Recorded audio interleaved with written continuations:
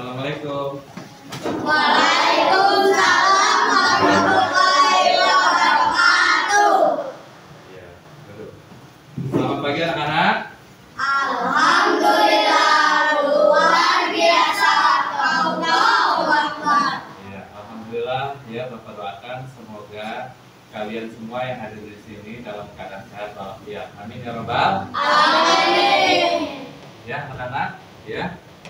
Sebelum kita memulai pelajaran kita di pagi hari ini, ya, ada baiknya kita baca doa dulu, ya. Oke, ayo anak. Siapa ya? Baca doa dulu.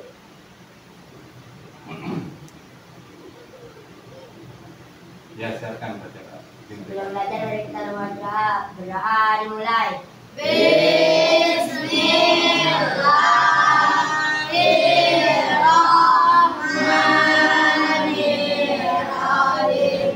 Alhamdulillahi rabbil alamin. Ar-Rahmanirrahim. Maliki yaumiddin. Iyyaka na'budu wa iyyaka nasta'in. Ihdinas siratal mustaqim. Siratal ladzina an'amta 'alaihim ghairil maghdubi 'alaihim waladdallin. Rabbi zidni ilman warzuqni fahman. Ya Allah, tambahkanlah ilmuku dan pertinggikanlah kecerdasanku ini. Amin. Memberi salam. Assalamualaikum warahmatullahi wabarakatuh. Waalaikumsalam warahmatullahi wabarakatuh. Silakan duduk. Nah, ya. Oke anak-anak, selanjutnya sebelum kita mulai pelajaran, ya, mari kita berdiri semua untuk menyanyikan lagu Indonesia Raya. Yuk berdiri semua, ya. Oke, nanti ya ikuti ya alunan musik lagu Indonesia Raya. Bisa? Bisa. Ya, berdiri ya. Oke.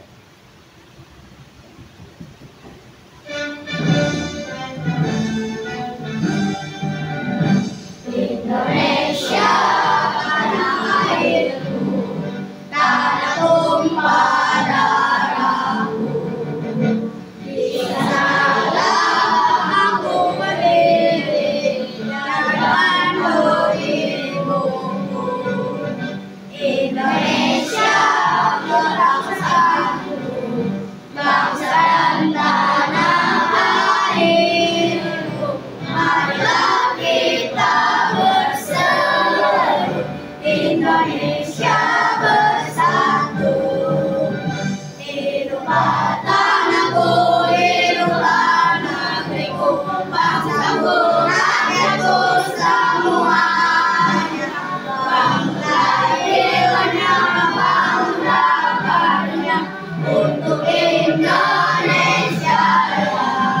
Indonesia Raya, merdeka, merdeka, tanahku, negeriku yang ku cinta. Indonesia Raya, merdeka, merdeka, hiduplah Indonesia Raya. Indonesia Raya, merdeka, merdeka, tanahku, negeriku yang ku cinta.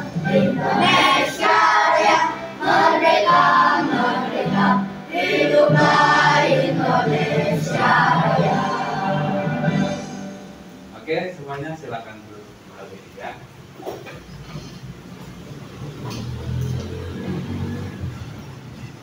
Nah, anak-anak, sebelum mulai pelajaran kita ya, untuk lebih rileks lagi ya, kita selebrasi kebangsaan kita dulu. Bisa? Oke, sebelum mulai kita selebrasi kebanggaan kita. Yuk, tepuk anak soleh. Aku anak soleh, rajin sholat, rajin ngaji, orang tua dihormati, cinta Islam sampai mati. La ilaha illallah Muhammadur Rasulullah. Islam, Islam, yes. Sekali lagi, yes. Oke, semuanya alhamdulillah ya. Sekarang tepuk tangan untuk diri kita semua ya. Nah, minggu lalu kita belajar tentang iman kepada Rasul, betul? Nah, kita melanjuti pelajaran kita yang minggu lalu tentang beriman kepada Nabi dan Rasul. Oke, sebelum kita melanjut ke materi, ada baiknya Bapak absen dulu ya. Siapa yang tidak masuk hari ini? Ya, sebentar ya. Yang gak masuk si apa? Si Iki ya? Iya, si Iki. Siapa lagi? Siti Munaroh ya? Ya udah. Oke, kita lanjutkan saja pelajaran kita minggu ini ya. Sebentar ya, Bapak simulasikan melalui PPT ya.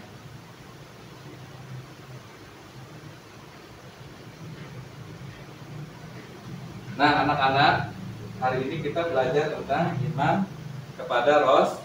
Anak-anak ya, sebelum Bapak mulai pelajaran kita, Bapak akan menanyakan dulu tentang pertanyaan pemantik ya. Apa sih yang dimaksud iman kepada Rasul?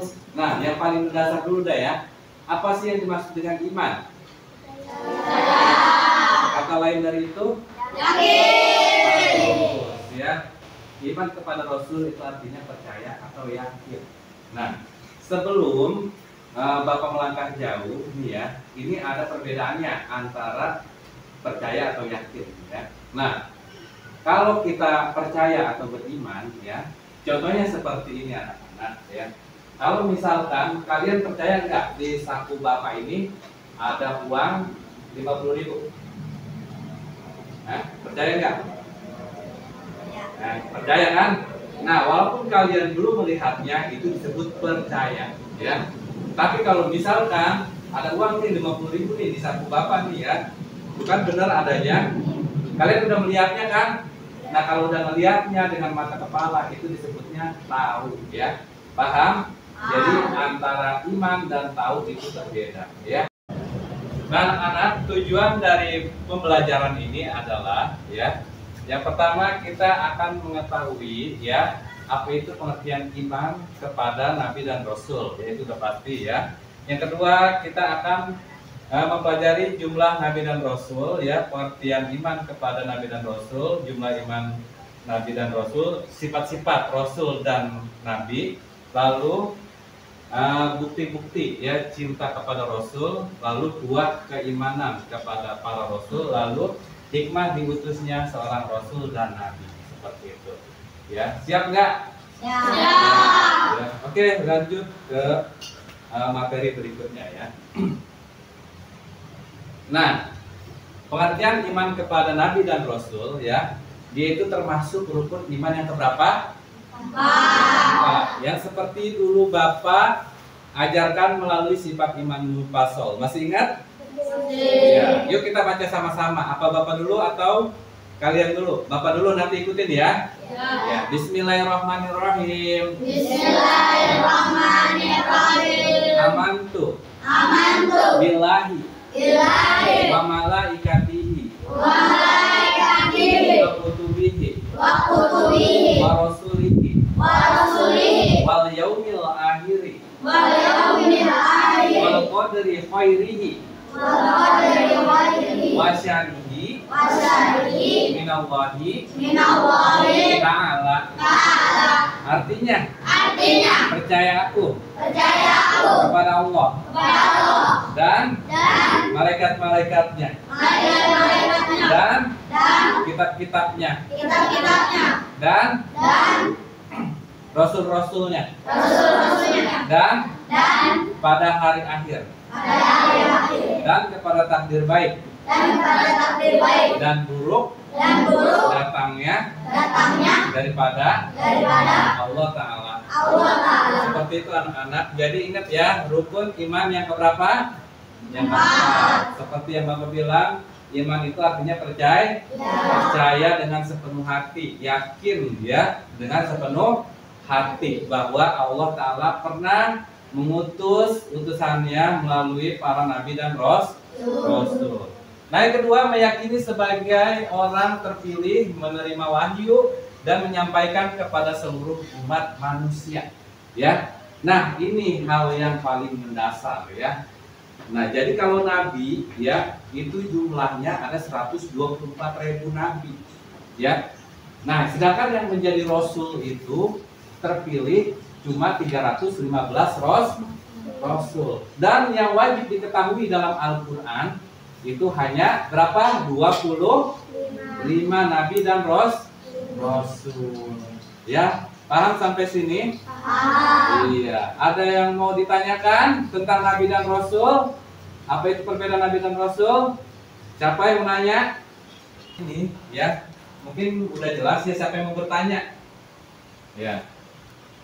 Ya, Bapak pilih Teguh aja deh, Teguh Maulana ya. Apa perbedaan nabi dan rasul? Nah, pertanyaan bagus ya, Teguh. Nah, jadi ya antara nabi dan rasul itu memiliki perbedaan ya. Kalau nabi ya itu mendapatkan wahyu untuk dirinya sendiri atau kaumnya di lingkungan sekitarnya sendiri, tidak untuk umatnya secara meluas ya. Nah, kalau rasul ya itu mendapatkan wahyu untuk selain untuk dirinya sendiri, tapi juga untuk dibagikan kepada orang secara umum ya. Contohnya Nabi Musa kepada Bani Israel dan kaum Bani Israel serta keturunannya, lalu digantikan kepada Nabi Isa ya kan. Nabi Isa juga sama, nabi untuk kaum Bani Israel ya. Nah, apalagi nabi kita Rasulullah SAW atau Nabi Muhammad SAW ya, beliau mendapatkan wahyu berupa Al-Quran untuk siapa? Untuk disebarkan kepada umat manusia dari zamannya hingga akhir zaman nanti, seperti itu. Nah, ada jelas Teguh? Ya, oke, pertanyaan bagus ya Teguh. Nah, terima kasih sudah bertanya. Nah, selanjutnya nabi dalam bahasa Arab disebut naba ya. Apa itu naba? Naba adalah pembawa berita besar. Dia itu lebih parah daripada al-khobar ya. Kalau al-khobar itu artinya kabar, tapi kalau naba itu berita besar. Nah, makanya Allah mengutus para rasul atau para nabi sebagai manusia pilihan untuk membawa beritanya yang paling besar. Karena setiap nabi dan rasul itu pasti akan membawakan kabar berita dari akhirat atau tentang hari kiamat, seperti itu. Selanjutnya, rasul dalam bahasa Arab artinya ialah irsal ya. Dalam bahasa Arab artinya irsal atau utusan ya. Artinya adalah utusan. Ya, bisa disebut al-mursalat ya. Al-mursalat itu dalam bahasa Arab artinya surat, ya enggak? Tapi ya isi masdarnya di situ adalah irsal, artinya utusan. Paham sampai sini anak-anak? Lanjut. Nah, kandungan arti iman kepada Rasul ya, mengimani bahwa Allah Subhanahu wa taala benar-benar mengutus para nabi dan rasul. Ya, semua itu sudah tertulis di dalam Al-Qur'an ya, di dalam Al-Qur'an. Yang kedua, mengimani nama-nama nabi dan rasul yang kita ketahui. Yang wajib kita ketahui ada berapa nabi dan rasul? 25 ya. Nah, membenarkan berita-berita yang sahih dari para nabi dan rasul. Artinya apa? Setiap apapun yang ada di Al-Quran kita wajib membenarkannya. Karena apa? Itu adalah firman Allah Subhanahu wa Ta'ala yang dibawa oleh Nabi Muhammad SAW. Nah, yang terakhir, mengamalkan syariat Nabi ya. Artinya apa? Setelah kita sudah tahu ya bahwa Rasul itu penyampai wahyu ya dari Allah Subhanahu wa taala, lalu beliau mengajarkan kepada umatnya. Nah, kitalah sebagai generasi sekarang untuk meneruskan ya amalan-amalan yang telah diajarkan para nabi dan rasul. Bisa sampai sini ada yang mau bertanya? Ya. Ya, siapa? Ya, kamu. Ya. Ada berapa jumlah nabi dan ada berapa jumlah rasul? Ya, bagus ya Kiana. Ada berapa jumlah nabi dan ada berapa jumlah rasul? Nah, jumlah nabi ya itu sekitar 124.000 nabi yang pernah diutus ya. Nah, jumlah rasul itu ada 315 nabi. Jadi ya Allah pernah mengutus ya nabi itu di seluruh dunia dari zaman ke zaman itu 124.000 nabi. Dan yang diutus menjadi rasul hanya 315 ya. Dan apalagi? Dan yang wajib diketahui ada 25 nabi ya, seperti itu. Sampai sini paham? Ya. Terima kasih, pertanyaan yang bagus sekali ya. Dikat dulu juga. Ya, terima kasih Diana. Oke, kita lanjut ke materi berikutnya, yaitu alasan mengapa kita harus meneladani Rasul-Rasul Allah ya. Nah, lihat di sini ya di papan tulis ya. Nah, di situ ada dalil ya mengapa kita harus meneladani Rasul-Rasul Allah ya. Nah, ikutin Bapak ya. A'udzubillahi minasyaitonirrajim. A'udzubillahi minasyaitonirrajim. Bismillahirrahmanirrahim. Bismillahirrahmanirrahim. Wa ma arsalnaka illa rahmatan lil alamin. Artinya kami tidak mengutus engkau wahai Muhammad melainkan sebagai rahmat bagi seluruh manusia. Al-Quran surat Al-Anbiya ayat 107. Coba Arpani bisa dibacakan ulang ayat ini. Bismillah dulu. Bismillahirrahmanirrahim. Wa ma arsalnaka illa rahmatan lil alamin. Artinya kami tidak mengutus engkau wahai Muhammad melainkan sebagai rahmat bagi seluruh manusia. Surat Al-Anbiya ayat 107. Seperti itu ya. Nah, anak-anak, jadi inilah dalil yang secara tegas kita harus meneladani sifat-sifat Rasul ya, seperti itu. Karena apa? Karena hanya meneladani sifat Rasulullah ya, kita akan selamat di dunia dan di akhirat. Dengan apa? Tentunya dengan tuntunan para alim ulama. Karena al-ulama tul warisatul anbiya, artinya ulama adalah pewaris para nabi, seperti itu ya. Jadi kalau zaman sekarang kita ya jangan langsung belajar melalui Al-Quran dan hadis dulu ya, tapi kita ikuti petunjuknya dari tuntunan para alim ulama, karena kita hidup di akhir zaman ya, bukan akhirat ya, tapi akhir zaman. Cut dulu bukan ya. Nah hadirin ya, berikutnya semua Rasul Allah Subhanahu wa taala itu bersifat maksum. Apa itu maksum? Maksum itu adalah terhindar dari dosa. Allah sudah menjamin para rasul itu dari perbuatan dosa, dari perbuatan yang telah dilakukan sampai yang akan datang. Nah, di sini dikatakan semua rasul selalu terpelihara dan dijaga oleh Allah Subhanahu wa taala. Sebagai manusia berbuat salah tetapi langsung ditegur ya. Nah, ini beda ya. Kalau manusia biasa ya, itu berbuat salah dibiarkan dulu, tapi dibalasnya nanti di akhir akhirat. Tapi kalau para rasul itu kalau mereka berbuat salah langsung ditegur oleh Allah Subhanahu wa Ta'ala. Contohnya seperti apa, Pak? Ingat nggak cerita tentang Nabi Allah Yunus? Beliau melarikan diri daripada kaumnya. Karena apa? Karena merasa tidak kuat dengan ujian yang Allah berikan. Akhirnya apa? Beliau lari ke tengah laut. Nah, di laut itu ya ada badai. Apa kata nahkodanya? Kata nahkodanya seperti ini, ya. Mungkin di sini ada orang lagi pelarian, orang buronan. Siapa yang merasa jadi buronan, segera nyebur ke laut agar penumpang yang lain selamat. Nah, disitulah Nabi Allah Yunus merasa bersalah karena merasa jadi pelarian dari Allah Subhanahu wa Ta'ala. Ingat kan? Makanya dia diselamatin oleh ikan nun. Tahu ikan nun?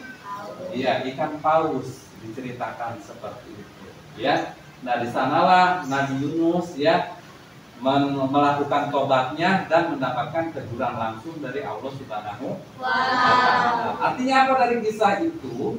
Dari kisah itu kita tidak boleh melarikan diri dari tanggung jawab. Kita harus bisa bertanggung jawab. Nah, ya kan? Itulah Nabi dan Rasul. Dari kesalahan aja kita bisa belajar.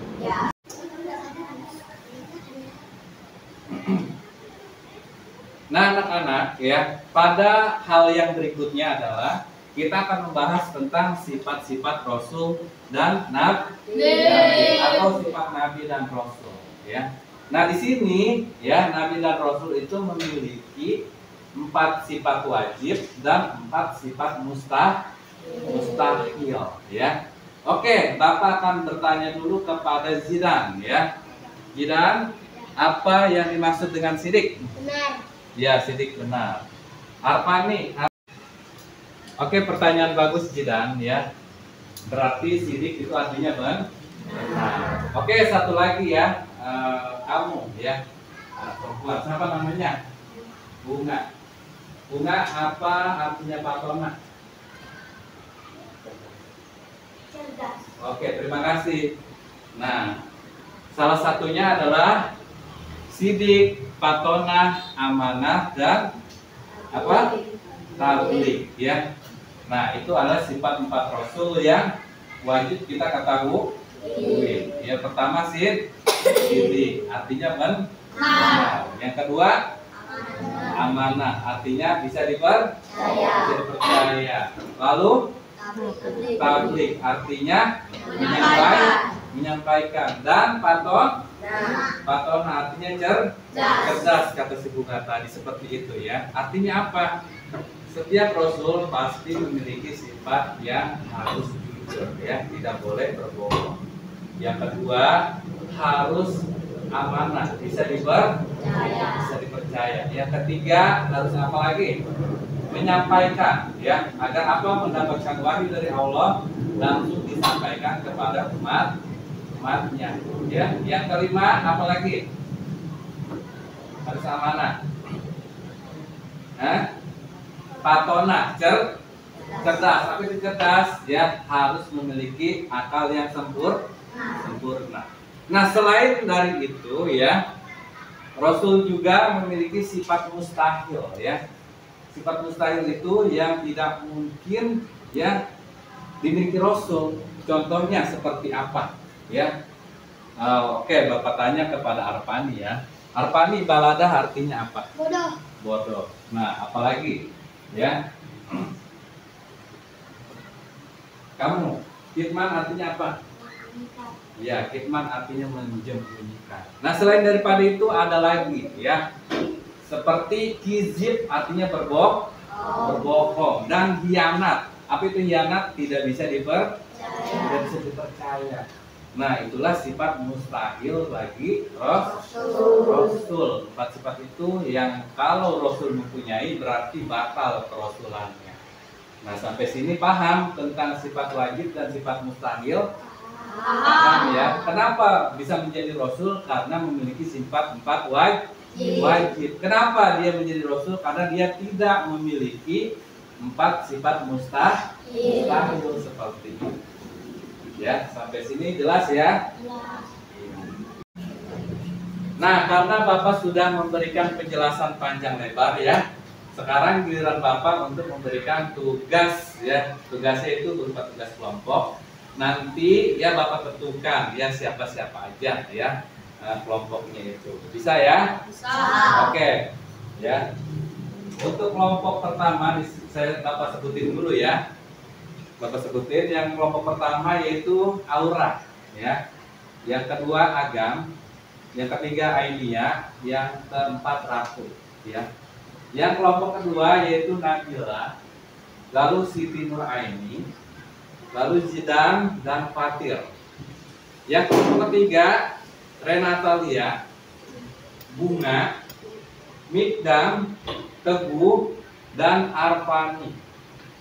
Yang kelompok empat Adit, Cindy, Asifah, Anissa, dan Ainia ya. Sampai sini jelas? Nah, sekarang Bapak mau kalian membuat duduknya formasi berkelompok. Nah, sekarang sudah membentuk kelompok seperti ini. Nah, Bapak bagiin ya lembar kerjanya ya. Nanti kalian diskusikan dengan teman ya tentang sifat-sifat Nabi dan Rasul. Paham? Iya. Nah, ini kelompok 4. Tolong kasih ke kelompok 4. Terima kasih Agam.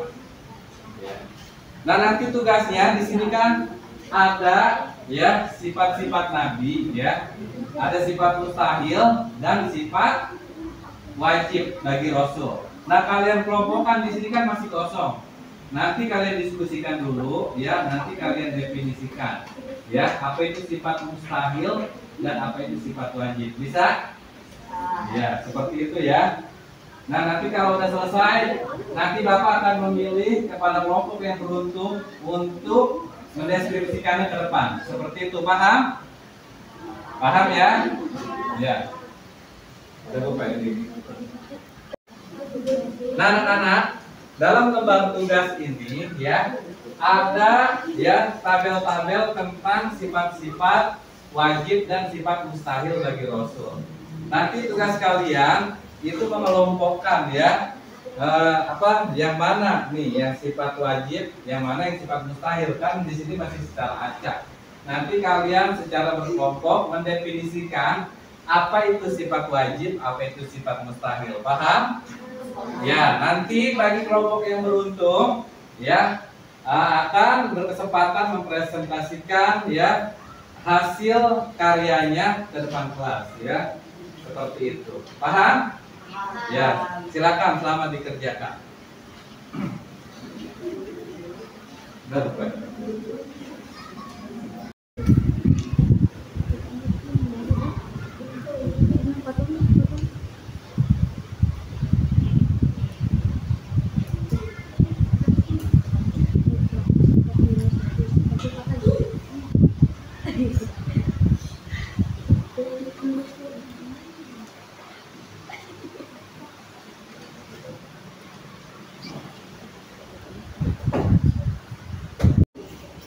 Ya, apa tadi? Yang ini yang amanah. Amanah.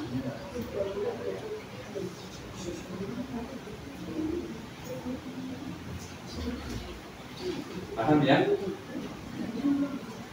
Sudah? Ya, lanjut.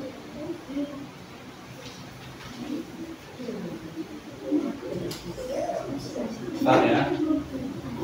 Ini kelompok 3, kelompok 2 udah.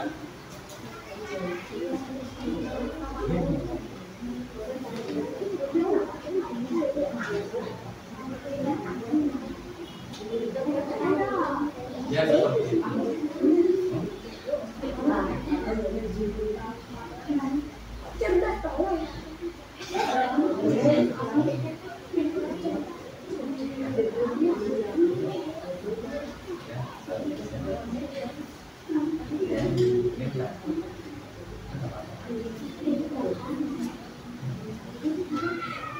Seperti itu ya.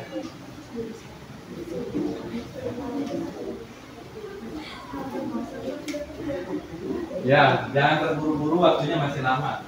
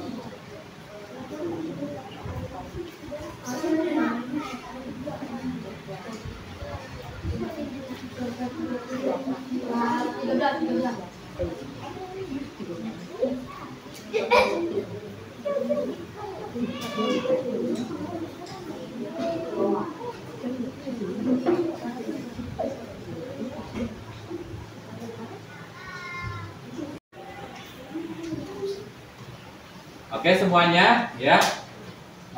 Karena waktu juga yang mungkin kalian sudah selesai nih, karena waktu juga yang sudah mepet ya. Bapak harap kalian sudah selesai mengerjakan tugasnya. Nah, seperti yang Bapak sampaikan tadi di awal ya, setelah ini ada sesi presentasi hasil diskusi kalian ya. Nah, hasil diskusi kalian jabarkan. Nanti siapa yang beruntung akan maju ke depan ya. Oke, untuk yang pertama ya, Bapak ingin kalian mempresentasikan tentang sifat-sifat wajib Rasul. Ya, kelompok berapa nih ya yang harus Bapak panggil? Kelompok 1 atau kelompok 2, 3 atau kelompok 4 nih? Ya, silakan saja ya. Oke, ya. Kelompok 1 aja ya untuk mempresentasikan sifat wajib bagi Rasul. Yuk, perwakilan dari kelompok 1 maju. Ya. Siapa? Untuk pemilihan kelompok yang beruntung kali ini adalah kelompok 1 ya. Ya, perwakilan dari kelompok 1 ya harus maju. Ya, oke, Teguh Maulana silakan dipresentasikan apa yang jadi diskusi di kelompok kamu. Silakan Teguh. Assalamualaikum warahmatullahi wabarakatuh. Waalaikumsalam warahmatullahi wabarakatuh. Saya dari kelompok 1 akan mendeskripsikan diskusi kelompok 1. Ya, kita meniru sifat-sifat wajib Rasul dan menghindari sifat-sifat mustahil Rasul. Caranya dengan selalu berucap dan bertindak dengan benar, berani karena benar, menepati janji, menjaga titipan, dan rajin belajar. Jika sahabatmu bertanya tentang pelajaran, bantulah ya. Sekian dari saya. Assalamualaikum warahmatullahi wabarakatuh. Waalaikumsalam warahmatullahi Ya, tepuk tangan untuk kelompok 1 Teguh Maulana. Ya, semuanya tepuk tangan yang meriah untuk Teguh Maulana.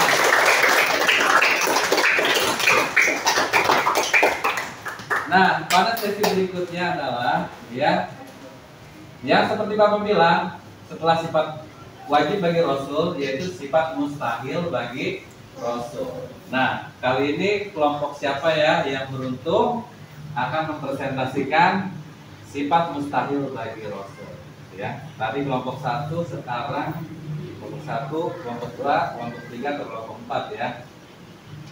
Ya, Bapak mau yang mempresentasikan itu adalah kelompok 4 ya. Kepala perwakilan kelompok 4 silakan maju ke depan mempresentasikan kajian diskusinya. Silakan.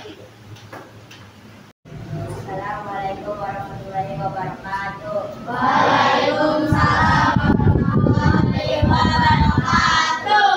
Menurut pengamatan kami, kelompok 4 bahwa Rasul tidak mungkin memiliki sifat yang mustahil seperti berada artinya bodoh, iman artinya menyembunyikan, miskin artinya bohong, fitnah artinya tidak dipercaya. Sekian dari saya perwakilan dari kelompok 4. Wassalamualaikum warahmatullahi wabarakatuh. Waalaikumsalam warahmatullahi wabarakatuh. Terima kasih Adit. Ya, tepuk tangan meriah untuk Adit. Ya, tepuk tangan yang meriah untuk Adit.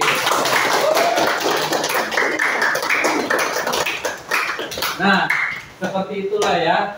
Alhamdulillah kalian sudah melakukan tugas diskusinya pada hari ini ya, dan materi pun kayaknya akan segera berakhir ya. Jadi kesimpulan dari materi kita hari ini yaitu beriman kepada Nabi dan Rasul. Jadi kita sebagai umat Islam wajib mempercayai bahwa Nabi dan Rasul itu pernah diutus ke dunia ini oleh Allah Subhanahu wa Ta'ala. Semata-mata untuk apa? Untuk membimbing akhlak kita agar supaya kita menjadi manusia yang seutuhnya, juga selamat dunia dan akhirat. Seperti itu. Paham ya? Nah, mungkin hanya ini saja ya materi kita hari ini karena waktu juga ya sudah mau menunjukkan jam istirahat ya. Wallahu muwaffiq ila aqwamit thoriq. Assalamualaikum warahmatullahi wabarakatuh. Waalaikumsalam warahmatullahi wabarakatuh.